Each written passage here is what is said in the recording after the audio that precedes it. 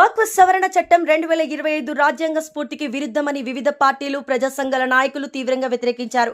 మను సిద్ధాంతాన్ని అమలుపరచడంతో భాగంగా బీజేపీ ప్రభుత్వం తీసుకున్న చర్యగా వెల్లడించారు.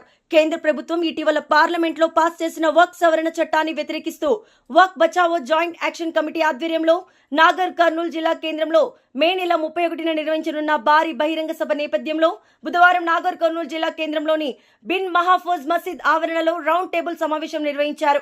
ఈ సమావేశానికి వివిధ పార్టీలు ప్రజా సంఘాల నాయకులు హాజరై వక్ఫ్ సవరణ చట్టంపై తమ అభిప్రాయాలను వెలిబుచ్చారు.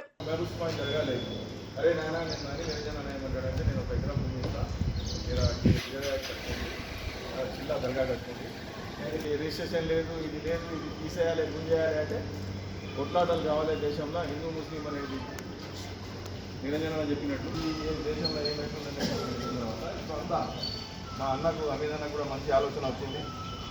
దానికి మా దళితులు కానీ క్రిస్టియన్ మైనార్టీలు కానీ ప్రజా సంఘాలు కానీ దానికి మళ్ళీ ఏ మీటింగే కాకుండా మళ్ళీ ఒక షార్ట్ 4 జిల్లాలకు వెళ్ళి తెలవకొచ్చి మెయిన్ వాళ్ళకు కూడా ఒక 5-6 మందికి తీసుకొని ఇక్కడ పెద్ద ఎత్తున ఒక సమావేశం ఏర్పాటు చేసుకుని మొబిలైజేషన్ ఏ విధంగా చేయాలి చెప్పినట్టు ఓన్లీ ముస్లిమ్స్ కాదు.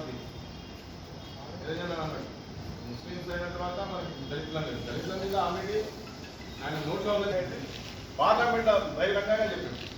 ఇప్పుడు మనం దానికి అర్థం చేసుకున్న తర్వాత ఈ దేశంలో ఈ మతోన్మాద పార్టీని కొట్టే వరకు వకీళ్ళు ఎట్లయినా మేము కాపాడతాం. దానికి ఏ విధంగా పోరాటం ఉంటుంది మాది. కానీ వాళ్ళు మాకు తోడు ఉండాలి, మేము వాళ్ళకి తోడు ఉండాలి.